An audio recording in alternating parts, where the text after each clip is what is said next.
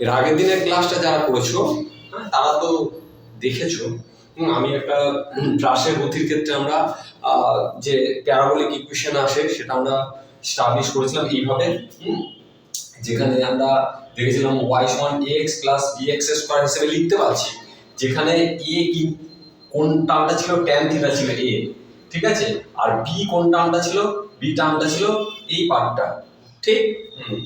তাহলে দেখো আমাকে যে এরকম যদি প্রবলেম দেয়, যেটা তোমাদের বলছিলাম যে এখান থেকে যেই মেন বা নিট এই সমস্ত এক্সামে এই ধরনের কোশ্চেন দেয় এই পার্টটা থেকে, তাহলে কোশ্চেনটা কিরকম, এরকম ধরো একটা কোশ্চেন দিয়েছে তোমাকে, দিয়ে দিয়েছে একটা রাশের গতির ক্ষেত্রে তার ট্র্যাজেক্টরিটা এইভাবে এক্সপ্রেস করা হচ্ছে। কিভাবে এক্সপ্রেস করা হচ্ছে?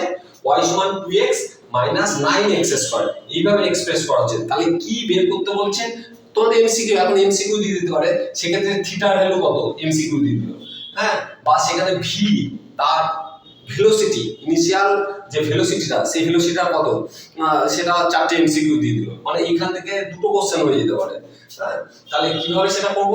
তাহলে দেখো আমার এই জিনিসটা জানা থাকতে হবে, এই জিনিসটা এর আগের দিনে আমি ডিরাইভ করেছিলাম, হ্যাঁ। তাহলে দেখো এই দুটো ইকুয়েশনের সাথে যদি মেলাও, তাহলে এখানে x আছে এখানেও x আছে, তাহলে এই tan থিটাটা সমান কি দিতে পারি 2, তাহলে tan থিটা সমান এখানে আমাদের যা দেওয়া আছে তার অনুসারে tan থিটা সমান হচ্ছে 2।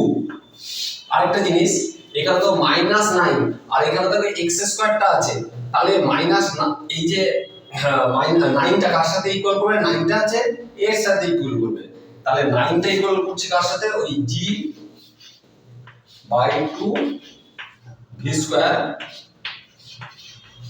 cos স্কয়ার থিটা, এটার সাথে ইকুয়াল করব কাকে? এখানে 9। নিশ্চয়ই বুঝতে পেরেছি, এই দুটো সমীকরণ কম্পেয়ার করে আমি এটা লিখলাম। এরপর আমাদের কি বের করতে হবে? থিটাটা, তাহলে এখান থেকে আমরা পেয়ে যাচ্ছি থিটা সমান হচ্ছে tan ইনভার্স 2, থিটা সমান হচ্ছে tan ইনভার্স 2, এর মান হচ্ছে আমরা ক্যালকুলেটরতে বের করে নিতে পারবো, সেটা আমি আর বের করছি না। এইবার হচ্ছে আমাদের ভি বের করতে হবে। আচ্ছা, ভি বের করার জন্য আমরা এখানে cos স্কয়ার থিটা আছে, হ্যাঁ, তাহলে আমি যদি থিটা বের করে নিই, তাহলে এখানে cos স্কয়ার থিটার মান পুট করে দিতে পারবো, কিন্তু আমি একটু ডিরাইভ করে নিচ্ছি, হ্যাঁ। তাহলে আমরা জানি sec স্কয়ার থিটা সমান 1 plus tan square theta. sec square theta কেন বের করে নিচ্ছি? কারণ sec থিটা বের করলে আমি cos থিটা জেনে যেতে হবে, সেটা বের করে নিলাম। তাহলে sec theta √1 plus tan square theta, তাহলে এখান থেকে কত পাচ্ছি?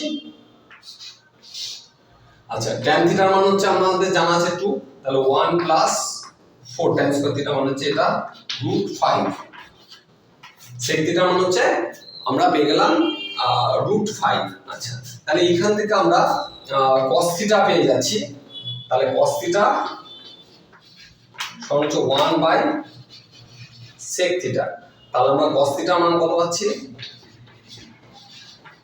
cos থিটার মান পেয়ে যাচ্ছি 1/√5, cos থিটার মান পেয়ে গেলাম আমরা 1/√5। তাহলে আমরা এখানে বসিয়ে দিতে পারবো, তাহলে মানগুলো বসিয়ে দিচ্ছি। আচ্ছা, তাহলে g/2 v square cos square থিটার মান পেয়ে গেছে, cos থিটার মান পেয়ে গেছে 1/√5, তাহলে এখানে cos স্কয়ার থিটা আছে, আমরা 1/√5 এর স্কয়ার, এটা সমান হচ্ছে আমাদের 9, ঠিক আছে।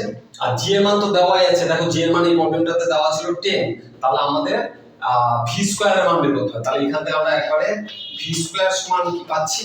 ভি স্কয়ার সমান পাচ্ছি জি ডিভাইডেড বাই 2 ইনটু এই 9টা এখানে নামিয়ে আনছি 2 ইনটু 9, আচ্ছা এই 5 এটা 25, 5টা উপরে চলে এলো,